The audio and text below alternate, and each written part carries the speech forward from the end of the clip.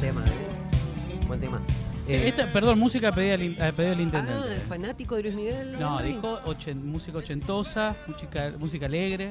¿Viste la serie de Luis Miguel? No, de Palito Ortega. Ah, de Palito Ortega, no, le pusimos Palito Ortega, sí. ¿Qué Palito Ortega? Bueno, Palito Ortega, que fue candidato. ¿Fue gobernador? Gobernador de Tucumán. Gobernador de Tucumán, Ministro sí, de sí. Desarrollo Social, estuvo en Reconquista en el año 98 con la inundación. Sí.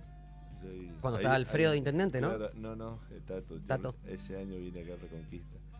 Así que fue todo un tema porque la inundación del 98 fue algo muy prolongado y muy grave. O sea, recordarán que todos los medios del país mostraban esta zona del litoral y con lo que se vivían las inundaciones en esa época. Henry, dijiste algo que me interesó a mí, porque recién lo charlábamos afuera del aire. Acá la idea es, más allá de que nos reímos de nosotros mismos, y la idea es pasarla bien. Estemos o no de acuerdo con un montón de cosas, pero la idea es conocernos. Y vos dijiste recién, cuando yo vine a Reconquista, queremos saber de vos. Vos nacés en Goya. En Goya, mi viejo... ¿En qué año naciste, En el Henry? 71. 71. ¿Tenés cuántos años? De 49. 49. Va a A cumplir la 50. Perinola. Va a cumplir 50. Este año Y sí, si cumplimos tiene años, 49 va a cumplir sí. 50. No, pero Sí, por Dios pero no recién. No, sí, ¿Este año cuándo en cumplís? mayo, el 12 de mayo cumplimos ¿Ahora? 50, sí. ¿Ahora? Y no sabemos si Mayo. podemos hacer fiestón. Oh, estamos ahí todavía. No, vamos.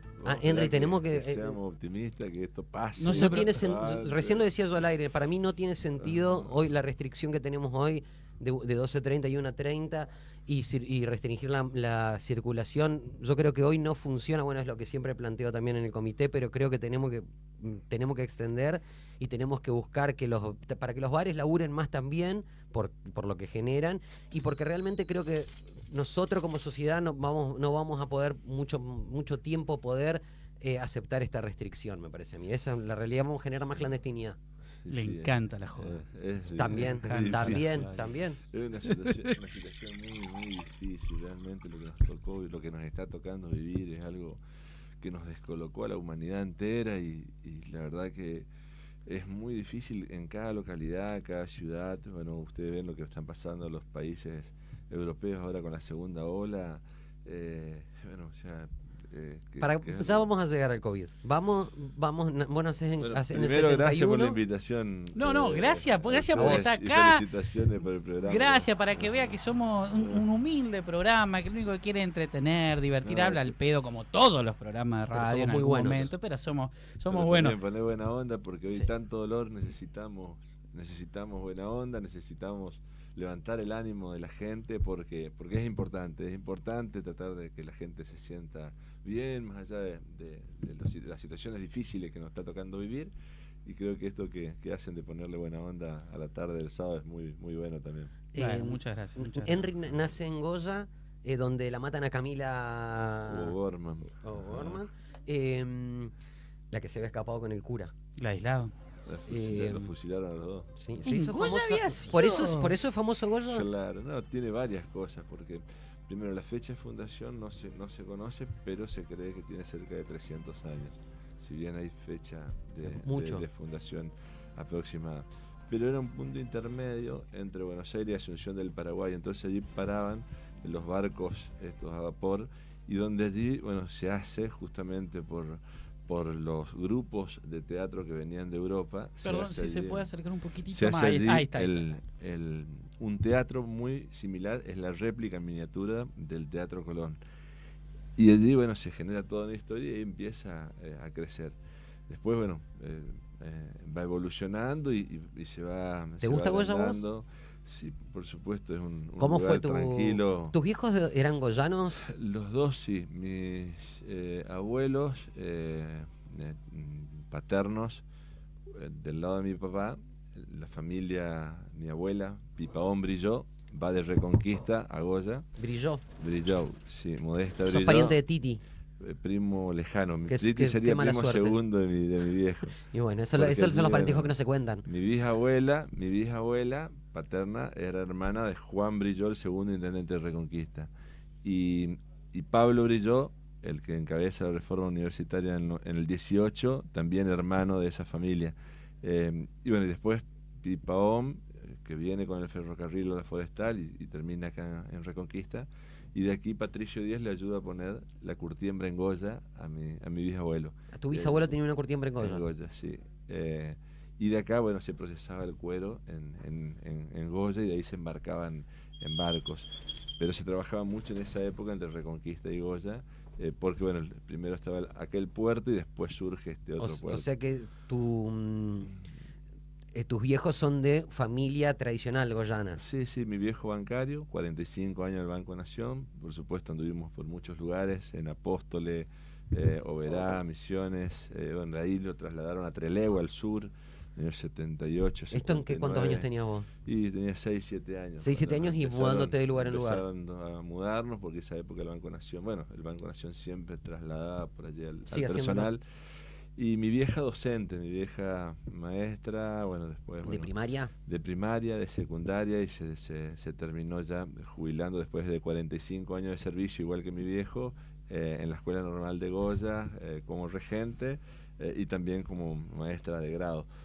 Así que bueno, nosotros somos 7 hermanos, yo soy el mayor. ¿Y en qué momento te estableces? ¿7 hermanos? A la Berinola. Así que a mí me tocaba cocinar, lavar, porque bueno, antes nos quedábamos prácticamente solo con las tías o con mi abuela y bueno, íbamos todos a la escuela, por ahí mi vieja tenía... ¿Cuántos varones y cuántas mujeres? 4 varones y 3 mujeres. ¿Y qué diferencia? Y los 5 primeros nos llevamos un año de diferencia, así que íbamos a una estanciera a la escuela de campo, que mi vieja era docente, así que a comer tierra todo el viaje y veníamos con las gallinas, los huevos y las cosas que le regalaban a mi vieja por ahí en el campo, porque así, o se compraba.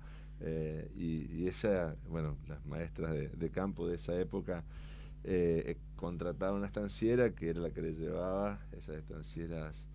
Pero eso, ¿a qué edad ya vuelven a Goya y se quedan, digamos? Y ella tenía 8 o 9 años. O sea, casi toda la primaria entonces hiciste en Goya. Sí. Hicimos, prácticamente toda la primaria, desde los 7, 8 años hasta que entré a la secundaria, a la escuela técnica. Y bueno, ahí sí ya me fui a Corrientes primero a jugar al básquet y después a ¿Vos jugabas al básquet? Jugaba al básquet, me fui a jugar a la regata de Corrientes, vivía abajo de la tribuna del regata, tuve 6 meses ahí, después me pasé al club Arroyito, donde vivía también en el club.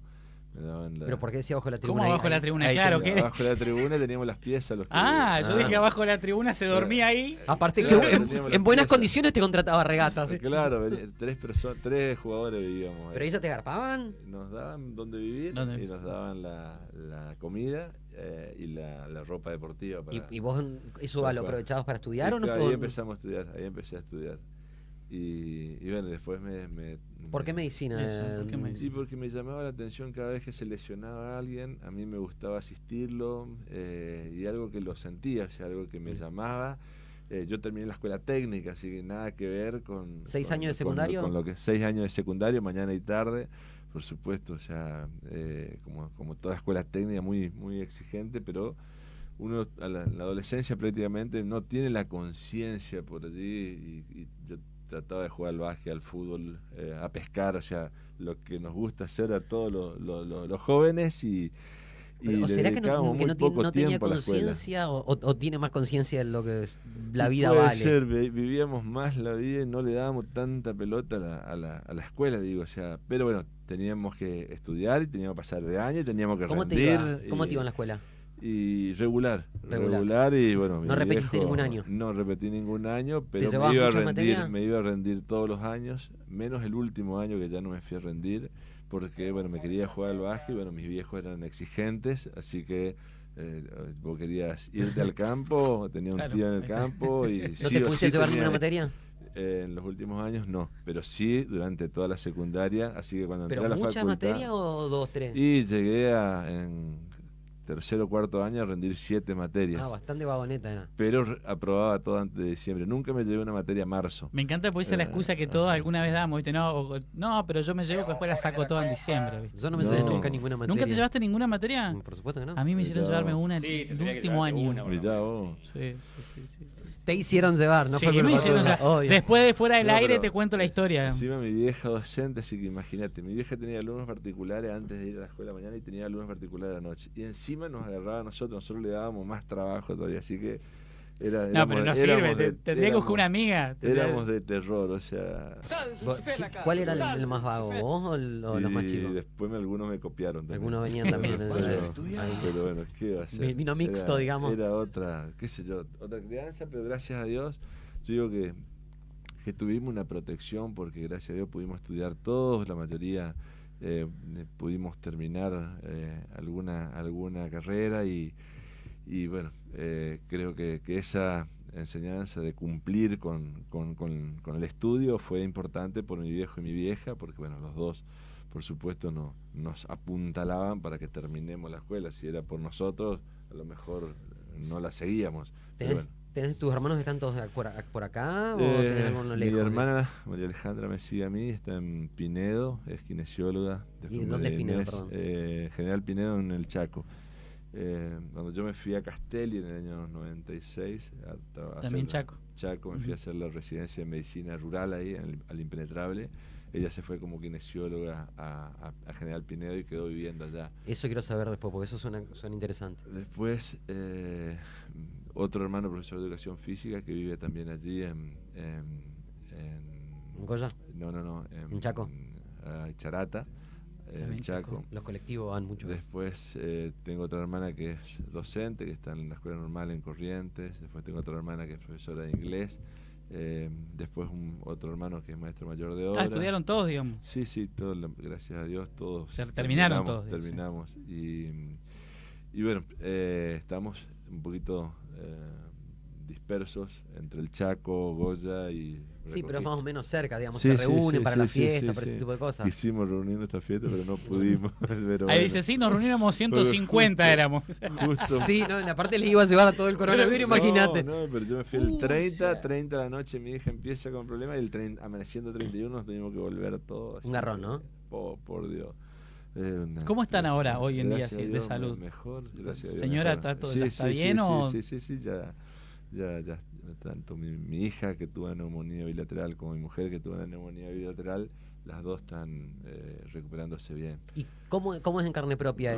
¿Qué pensás realmente? Y esto, digamos, saliendo de la función de funcionario, que uno obviamente tiene que plantear los cuidados, digamos, es jodido, no es para tanto, no. es remil choto. Es remil choto para todo el mundo, o sea, la angustia que se vive, o sea, la angustia que vivimos cuando perdemos seres queridos, cuando tenemos familiares internados, cuando nos toca estar aislados, o sea, todo es recontra angustiante, recontra feo, recontra doloroso, y realmente yo digo que es una catástrofe lo que estamos viviendo, porque no solo acá, bueno, en el mundo entero.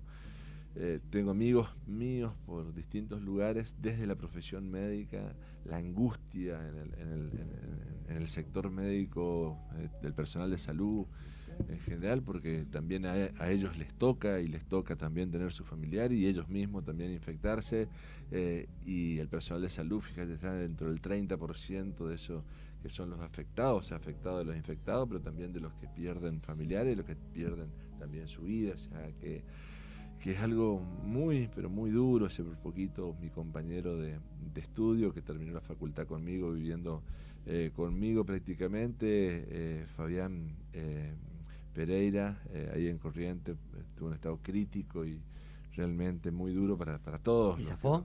Sí, gracias a Dios, pero muy, muy duro, no llegó a necesitar, gracias a Dios. Un abrazo a Juancito, a Gisela, a la familia de Mingo Rivarola, que la municipal que falleció estos días. Sí, tanto dos dolor, sí, tres en realidad, empleados municipales, pero o sea, uno por allí hasta el día de hoy no puede caer. El caso de Martín González, un muchacho que también, o sea, y uno... Muchacho joven, aparte, ¿qué edad tenía Martín? No puede, 52 años, no puede terminar de caer, o sea... Pero bueno, muchas familias en Reconquista ya son 76 personas que han fallecido. 76 son. Rafaela ya lleva 150 fallecidos. Ya es algo muy duro, pero acá y en todos lados del mundo. Tengo compañeros en Italia, en España, en Alemania, y lo que se vive es durísimo. Nosotros, durante el año pasado, cuando eran los primeros, para nosotros, menos 2 meses, 3 meses de la pandemia, inclusive, llamamos un montón de gente que ya estaba mucho más avanzado. Me quedó grabado la llamada que hicimos a Italia, a Pocho. Pocho. José Luis Nivelo Veira. Y él, por ejemplo, estaba en Italia y ya estaba como en el pico ahí de cuando veíamos las imágenes esas que nos mostraban los camiones llevando los muertos, todo. Y yo me acuerdo patente de que mientras en todos los otros lugares estaba la cuarentena. ¿Te acuerdas que hablamos con un chico de Australia que había y no había barbijo, con Juan Diego? Nos mandó Santiago también de Inglaterra. Pero me quedó grabado él ahora, Pablo, con la situación en la que estamos ahora. Pablo siempre en la que estamos ahora, bueno, Marcelo desde México también, pero me quedó el de Italia cuando dijo, chicos, ustedes no saben lo que se viene. Nosotros sentíamos y él nos hacía saber, les estoy hablando del futuro, porque era cuando acá en Argentina eran, qué sé yo, 40, 50 casos por día. O sea, cuando la pandemia arrancaba, y me acuerdo que hablamos y era esta, la sensación que estamos viviendo ahora, lamentablemente, ¿no? De pérdida, de un poco bueno, viene la vacuna, pero no sabemos cómo viene, cuánto viene. Y algo nuevo encima donde ni la ciencia sabe todavía todo lo que tenemos por delante, porque es algo muy nuevo y todavía no hay estudios, más allá de que aparece una cosa, aparece otra cosa. Muy duro. Ahora la segunda ola también es durísima y nosotros creemos que la vamos a vivir igual que la que está viviendo todo el mundo. Y también no hay explicaciones por qué a una persona le afecta tanto y le saca la vida acá y en cualquier parte del mundo, y a otra llega hasta ahí, y a otro no le produce síntomas, y ahí está visto que el 29% de las personas que transmiten no tienen ninguna sintomatología, y ni la ciencia explica por qué, por más que te agarren en Alemania, en Estados Unidos, en Rosario o en Reconquista, vos decís que es hay algún complot detrás de esto que fue hecha en un laboratorio. No se sabe. Pero vos creerías una hipótesis de ese. ¿Vos crees que somos capaces los seres humanos de hacer un virus para matar un cuarto de la humanidad? No sé si intencionalmente o accidentalmente, como ocurren muchas cosas. Muchas cosas ocurren accidentalmente. Y no se sabe. Bueno, la fiebre española en el 18 también fue algo muy parecido y bueno, es lo que se tiene recuerdo de algo parecido, pero... es la fiebre amarilla, ¿no? La fiebre española, la fiebre amarilla es la misma. No, una fiebre, la gripe española. O sea, esa fue la que más mató en la pandemia, que más mató, ¿no? Creo que como 20 millones mató, una cosa así. 50 millones. 50 millones, sí. O sea, creo que es algo de lo que se recuerda a la ciencia, o sea, algo parecido.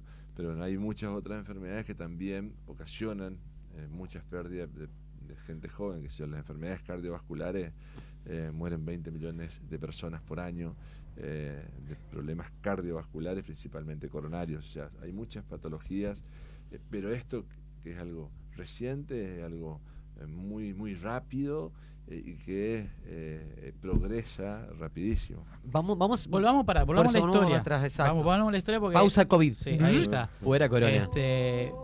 Ya llegamos a la parte deportiva, a la parte del estudio.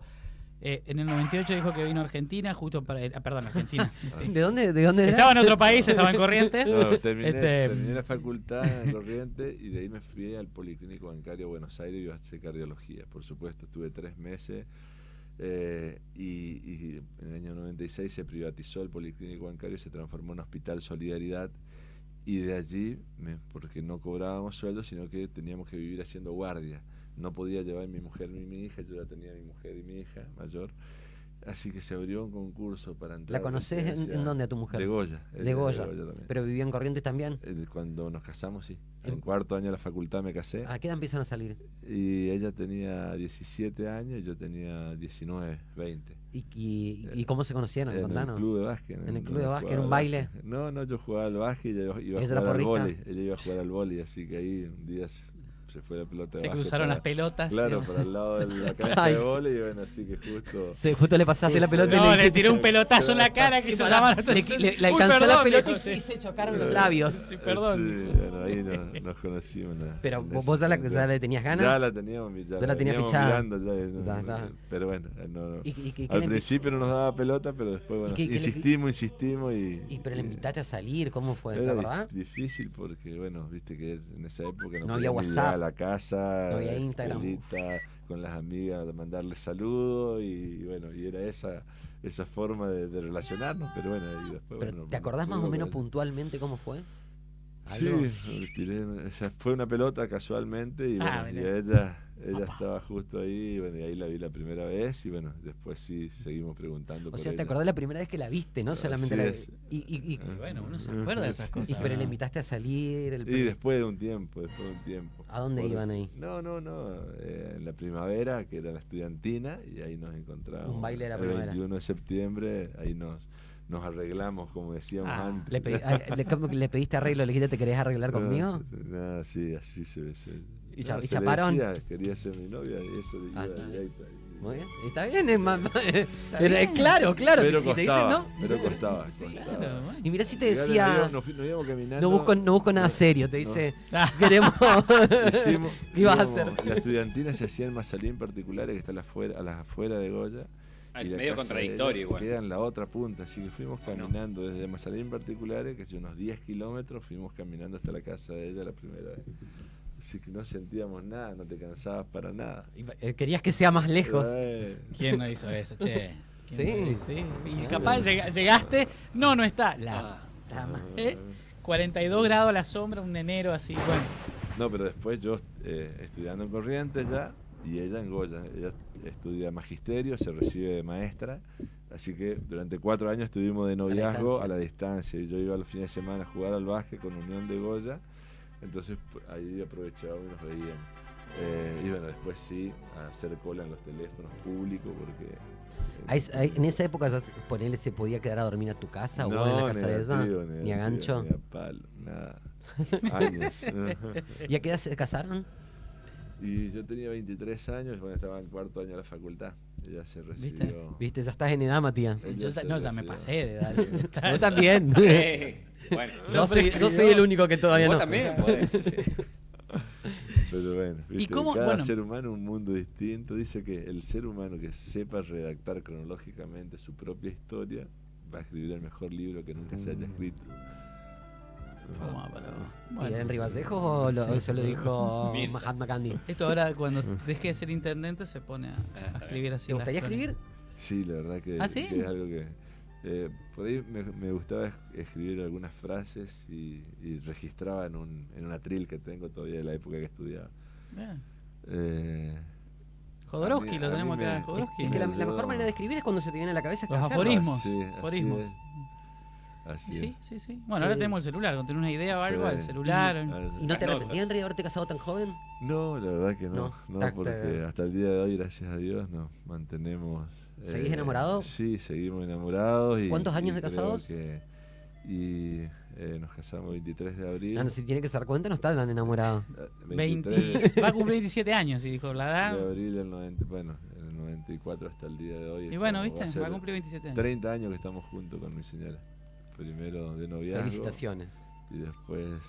le mandamos un saludo. Le mandamos un saludo grande. ¿Cómo es el nombre, perdón? María Marta. María Marta, un saludo grande. ¿Y cuándo decían ahí, entonces, vos en Buenos Aires te volvés? Me voy al Chaco, al Impenetrable. ¿Y cómo es Juan eso? José Castelli. Ahí hago la residencia de medicina rural.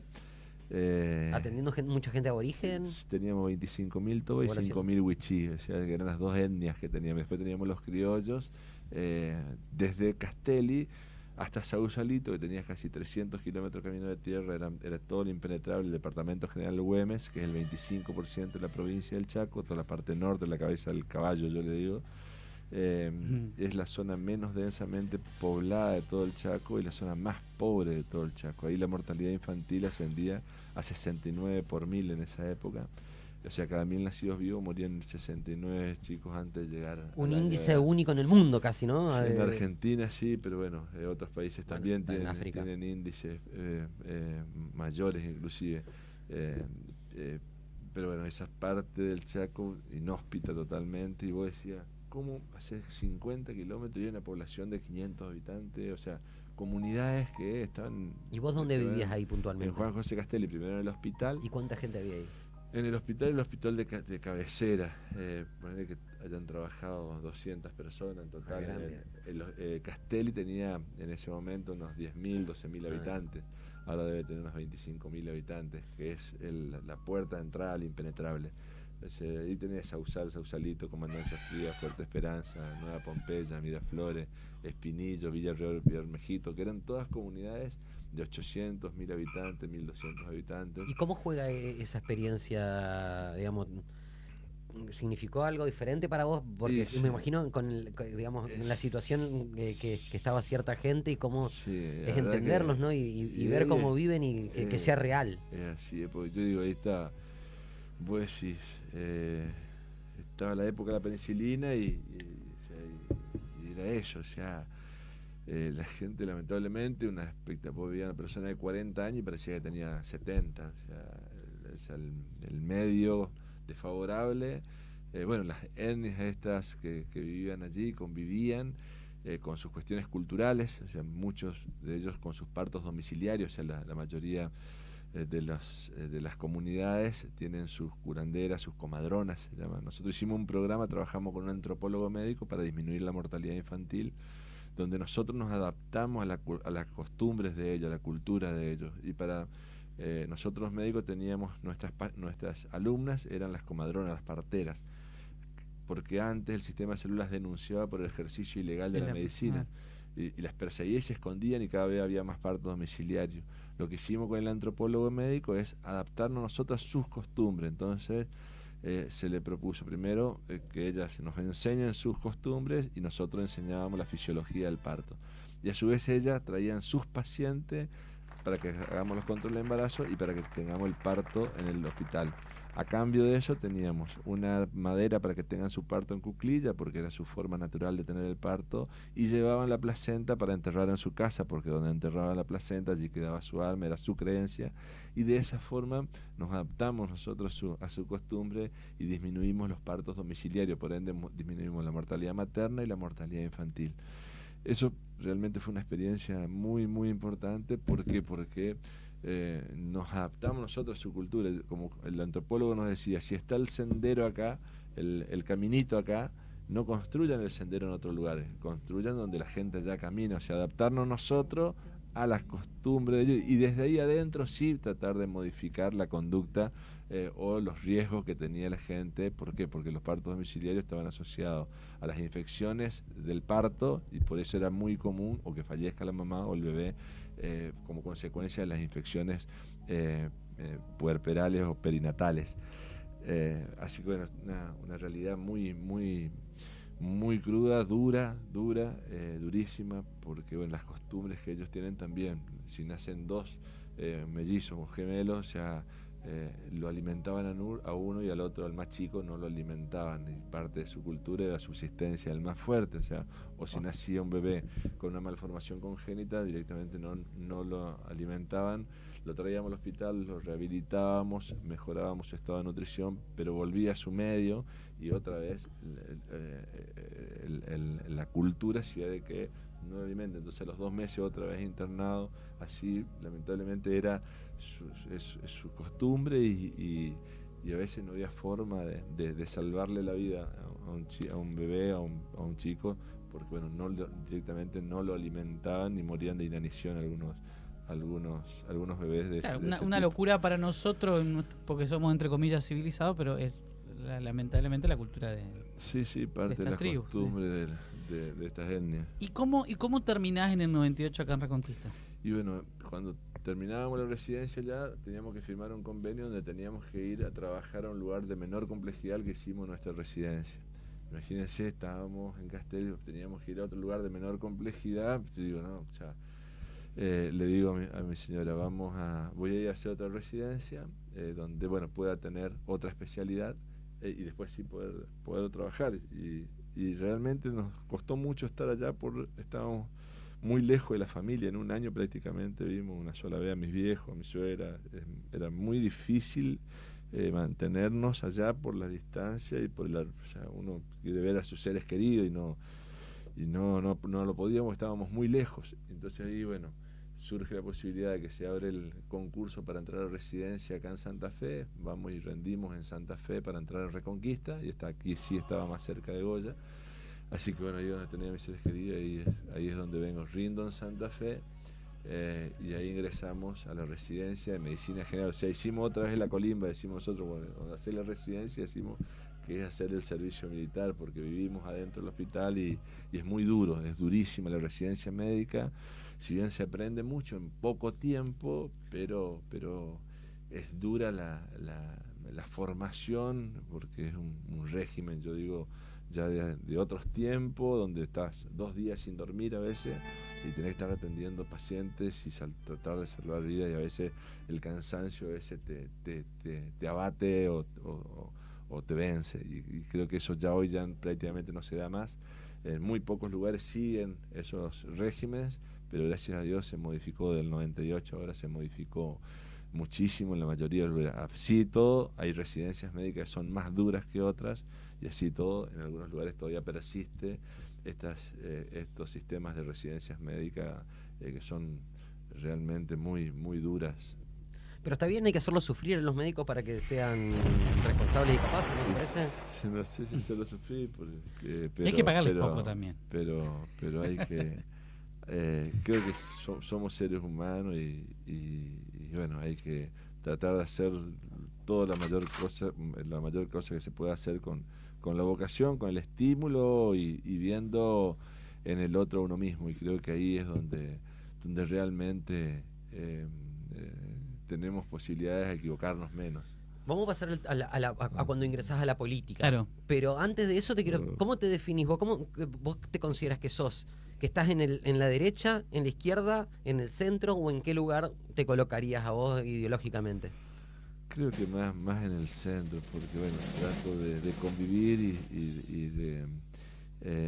y de intercambiar con todos, y trato de hacer equilibrio en todos los sectores que puedo estar. ¿Cómo entras en la política, Henry? Y en el año 2003, 2003. Cuando Hugo Morzán me propone ir de secretario de Desarrollo Social. ¿No habías trabajado en política partidaria hasta ese momento? Nunca. ¿Y militando? ¿Militabas? ¿En tu casa en su momento, cuando estábamos en el dispensario, fue gente del socialismo a visitarnos, porque nosotros laburábamos mucho lo que es la estrategia de atención primaria, y en ese momento compartíamos mucho con lo que venía haciendo Rosario en el municipio de Rosario. Pero nosotros veníamos haciendo un trabajo en el dispensario con la gente, y nos dolió mucho por allí que se quiere aprovechar políticamente, primero desde el justicialismo y también desde el socialismo. Entonces allí tuvimos una gran resistencia, y bueno, seguimos trabajando, así que bueno, era un poco, estábamos con el trabajo que hacíamos un poquito estorbando, donde apareció un loquito suelto allí a hacer cosas que no ¿Vos estabas en qué dispensario estabas? En el dispensario de Barrio allá en la 40S. Sí, manejando mucha gente. Claro, mucha gente ahí se va a atender toda la zona oeste, ¿o no? Claro, pero no lo hacíamos ni partidariamente ni políticamente, o sea, porque lo primero que hicimos es analizar el agua de todos esos barrios, y demostramos que una de las principales causas de enfermedad de los chicos era por el agua, porque bueno, la mayoría no tenía agua potable, y bueno, y eso se tomó, hicimos un trabajo científico y demostramos eso en un congreso nacional,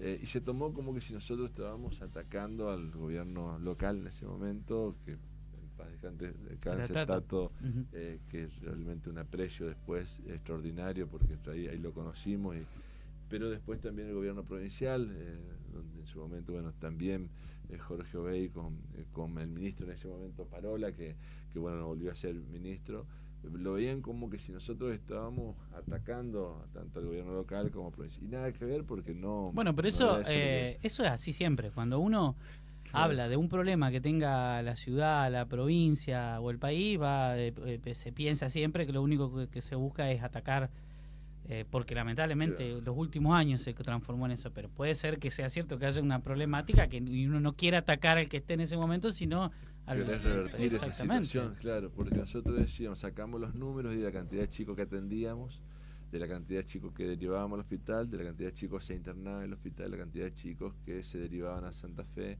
y sacamos lo que gastaba el Estado. Lo que gastaba el Estado en un año en atender a esos chicos nos servía para solucionar el problema de agua potable y cloaca a todo el sector oeste de la ciudad. Que bueno, ese estudio sirve para que se pueda conseguir el primer PROMEVA, que se consigue este programa del BID que nos posibilita en Reconquista empezar a poner agua y cloaca en los barrios carenciados, primero en este sector oeste, bueno, después ahora en todo el sector este y bueno, y ahora, si Dios quiere, hay otro PROMEVA en camino que bueno, después ya, si se llega a aprobar, pero fíjense que antes que nosotros empecemos todo esto, en el año 2001 ya aparecían estos 3 sectores de la ciudad de Reconquista, cuando aparecían los primeros PROMEVA en el año 2001, cuando estaba Tato, y figuraban todavía los registros de la solicitud de Reconquista para incrementar las redes de agua y cloaca en estos programas que son financiados por el BID, por el Banco Interamericano de Desarrollo. ¿En tu casa hablaban de política? Mi vieja estuvo en los gremios, así que, pero nunca participaron activamente. Mi tío sí, un tío mío, el hermano de mamá, trabajaba en escuelas rurales, y bueno, él sí participaba activamente. ¿Y cómo llegas a decir sí voy a participar? Me decían, se acercó el socialismo, se acercó el PJ. Sí, el radicalismo, bueno, ahí lo conocimos a Gobi, porque Gobi Gregorio jugaba al básquet, Gobi vivía en Goya, y cuando vengo a Reconquista lo encuentro acá en Reconquista. ¿Vos lo conocías de joven? Sí, lo conocía de allá. No digo que no seas joven, no, y depende del radicalismo cuando Gobi está viejo. Está hablando del radicalismo en una época en la que todavía existía, por eso, ¿no? Y en esa época estaba también, el doctor Gregorio Pietro Pablo, a quien le ayudaba en alguna cirugía, y le mandamos saludos ahí a la familia, la vi a la mamá del Gori en el hospital de campaña, ojalá que se recupere pronto con toda su familia, ahí la vimos. O sea que fue a buscarte Independiente, San Lorenzo y Vélez, ponele, o River, Boca, yo pongo 3 iguales, ponele. Y bueno, y con el Gori formamos en la parte de la Fundación Luis Bento para hacer la escuela de enfermería en esa época, con Mabel, la señora del Gori, y bueno, era con los que más acercamiento tuve cuando vine a Reconquista, a los que por allí ayudaba. Cuando se presenta la posibilidad, cuando Hugo Morzán me propone ir a la Secretaría de Desarrollo Social, bueno, ahí le decíamos... Pero vos no te considerabas peronista en ese momento, ¿sí? Sí, de mi familia, por afinidad, porque mis tíos, la familia de mi vieja, era la única visión que teníamos de adentro de la familia. Pero nunca participamos ni en la facultad donde yo jugábamos al básquet y también ahí, bueno, siempre tanto la franja como la JUP, ahí eran los dos en la UNE que participaban, pero nunca nos llamaba la atención, o sea, jugábamos al básquet y estudiábamos, y después laburábamos, jugábamos al básquet, estudiábamos y hasta que nos recibimos. Y bueno, ahí cuando Hugo Morzán nos propone, en el 2003, le digo, sí, pero si empezamos... Perdón, Henry, pero ¿por qué si nos proponen? Me propone a mí. No, por ahí lo... Sí. Estaba yo en mi consultorio privado acá frente al tenis club con Gabriel Martino, con Oscar Yapper y Mariel, allí, y bueno, un día en la tarde va Hugo a hablar conmigo. A Hugo lo había conocido una semana antes en el Rotary Club, porque mi abuelo era rotario, el papá de mi papá era rotario y venía a Reconquista a las reuniones por el puente, y venía y de acá de Reconquista no estamos hablando del puente del instituto, ¿no? Puente Reconquista. No, el mismo puente de siempre, digamos, el de Reconquista.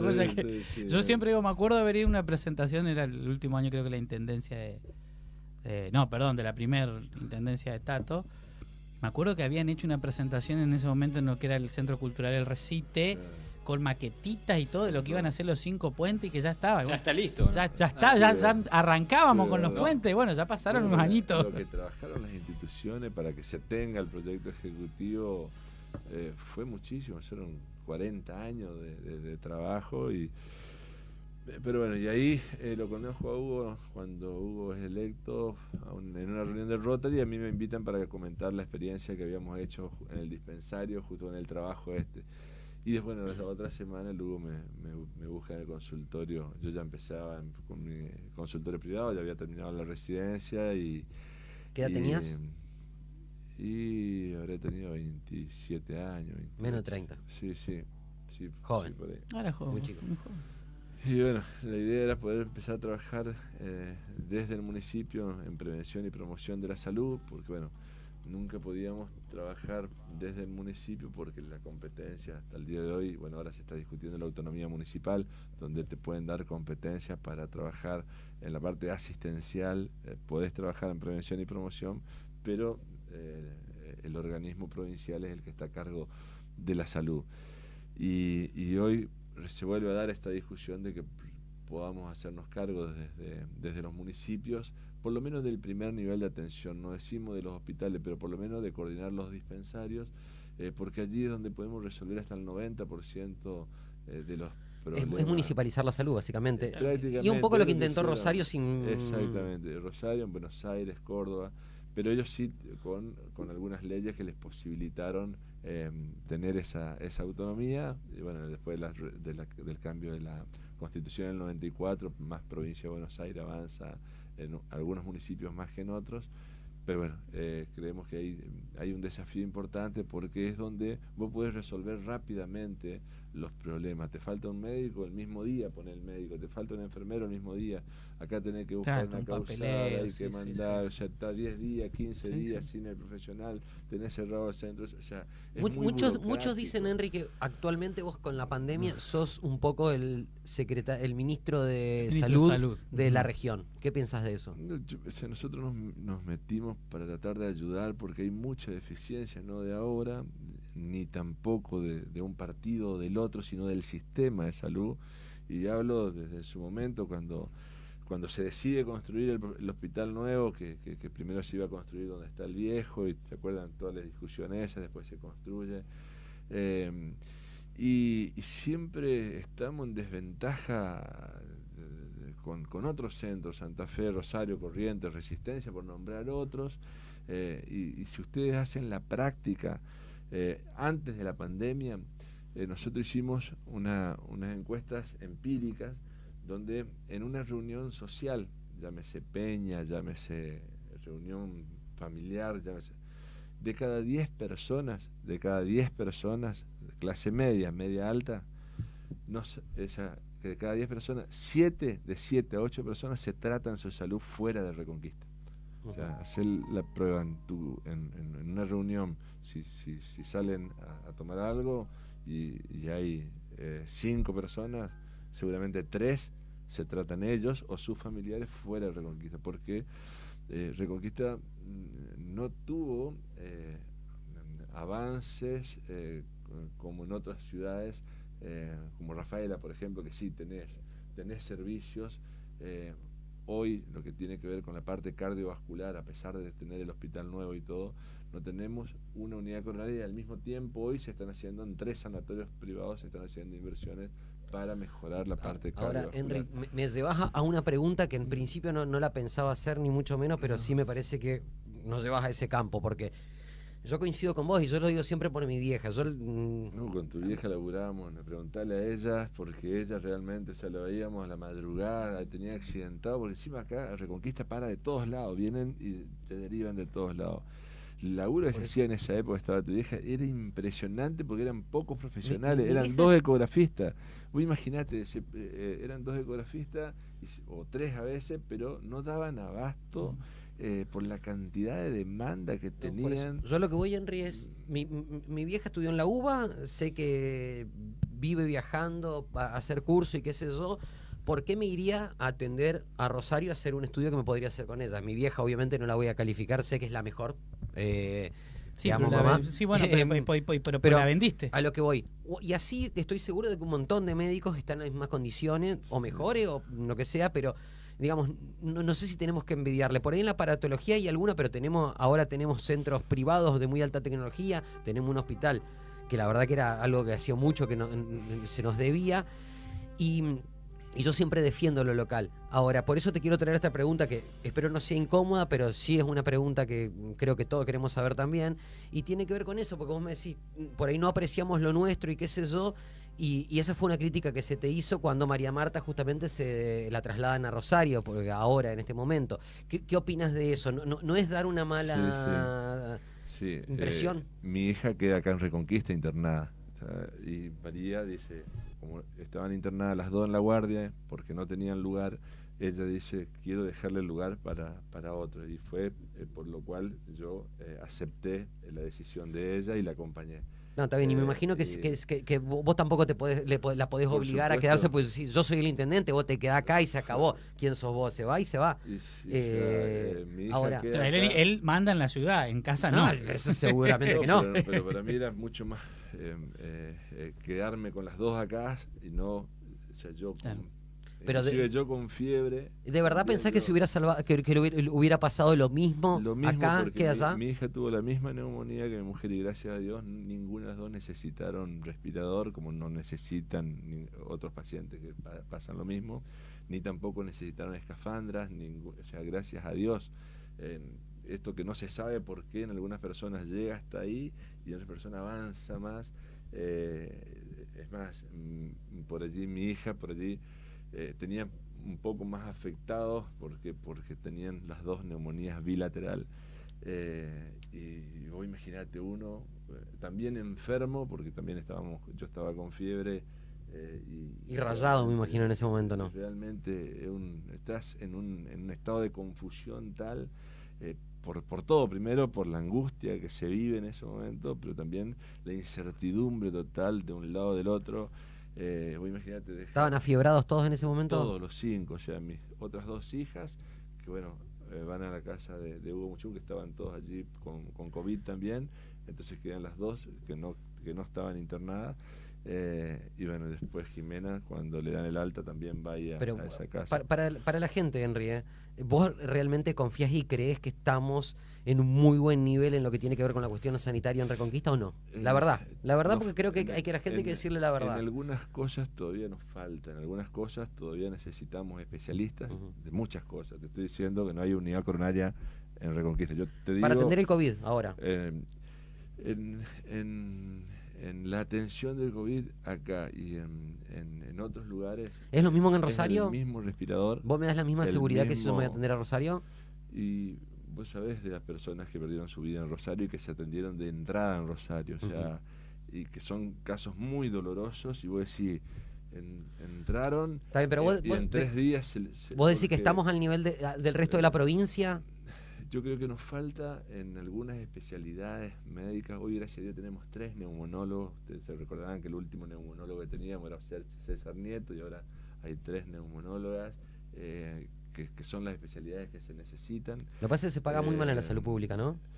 No sé si mal. Esto ya como médico. Sí, como todo. Profesionales formadas en otros centros. No queremos que nos hables como intendente defendiendo una gestión, sino que nos diga, mirá, chicos, la verdad que yo les diría, si pueden irse a Rosario, váyanse, porque es mejor, no estamos tan bien, estamos haciendo lo que podemos, pero es lo que nos alcanza. Si es lo que pensás, y si pensás que estamos igual que Rosario, diga, no, chicos, miren, te enfermés en Rosario, te enfermés en Santa Fe o en Reconquista o en Buenos Aires, va a pasar lo mismo. O no, o capaz que en otra provincia diferente, eso es lo que quiero que nos diga, la verdad lo que pensamos. Exactamente, lo que se ve en los números y lo que me tocó ver a mí personalmente allá, pérdida de vidas de personas allá y acá, o sea, y vos decís, bueno, allá no, y sin embargo, vos ves los números y es impresionante. Vos te enterás de los casos conocidos, pero no te enterás de los casos no conocidos. Ahí en ese momento había 5 personas de Reconquista internadas, entre Reconquista y Avellaneda, esos días, y así todos los días, pacientes que van directamente y y que uno no se da cuenta, pero bueno, nosotros tuvimos ya pasamos los 2.800 casos, tuvimos 800 y pico de internados, pero perdimos 76 vidas.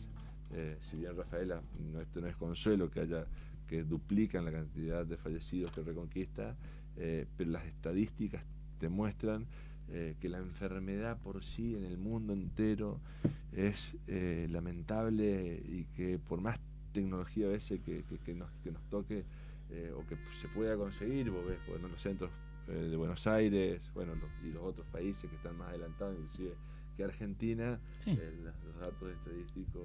Pasa lo mismo o peor. Yendo al hospital acá, pues justo, una pregunta porque tenemos vamos a hacer una cosa. Tenemos un montón, pero quiero cerrar con esto, ya que estábamos en el Hospital de la Salud Pública, la guardia pediátrica. Bueno, hay una buena noticia porque se crea, por primera vez se va a crear la residencia de pediatría en Reconquista, y bueno, ahí el equipo del doctor Nito Mansur, que tanto vienen trabajando hace tantos años por esto, consiguieron un cupo para abrir una residencia de pediatría en Reconquista. O sea, ¿qué es residencia? Es la especialización en pediatría para que se pueda hacer en Reconquista. Y eso nos da algo muy, muy importante. Si bien hay muchos pediatras, pero por allí tenemos cierto déficit, porque no tenemos un hospital pediátrico como tienen otras ciudades, no tenemos materno-infantil, es un solo hospital para toda la región, y donde tenés muchísima demanda, se atienden muchísimos, veíamos las estadísticas del año pasado, este año, 49.000 consultas en total, y la mayoría allí son consultas pediátricas, mucha demanda, y por supuesto que en la cantidad siempre surgen problemas graves, porque existen enfermedades estadísticamente, y que nosotros no somos la excepción, y que es algo todavía que se tiene que avanzar para solucionar la mayor cantidad de problemas aquí en nuestra ciudad. Tenemos 15 minutos de nota y no hicimos entrar en calor todavía. Hacemos una pausita, Dale, a mí no solo, ya me dicen Radical K, según la periodista Terlux, yo voy a las reuniones de gabinete porque soy un vallejista, y si no te hacemos pasar calor, lo vamos a confirmar, Henry, te tenemos que hacer sonrojar. Vos te das cuenta realmente que por allí los seres humanos a veces nos equivocamos, cuando nos fanatizamos con una religión, o con un partido de fútbol, con un equipo de fútbol, o con un partido político. ¿En qué sentido?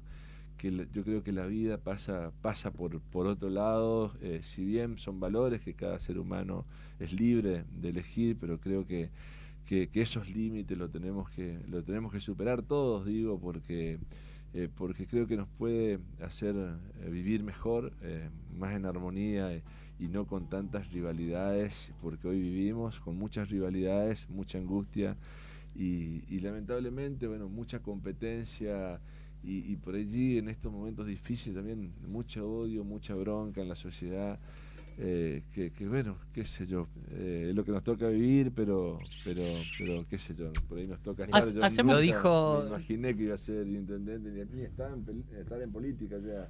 Y sin embargo las cosas hacemos una pausita, se queda un rato la más. vida nos lleva a lugares donde nunca pensamos que íbamos a estar. Pero hay una cosa que dijo Balvin, cuando el lo que canta reggaetón, dice: despido a mi eterno adversario, pero que no es mi enemigo. Y yo creo que, o algo así, pero creo que la cuestión es entender eso. Nosotros podemos estar en contra en las elecciones, pero después creo que todos laburamos para lo mismo, y es para lo que hablábamos hoy, que es administrar la cuestión pública y dejarnos de hinchar las bolas. Obviamente que nos vamos a controlar mutuamente y que tenemos que marcar las diferencias, pero eso no quiere decir que no podamos y no tengamos que laburar juntos. ¿Te parece traer esta camisa el día que venía el intendente? No pasó desapercibido.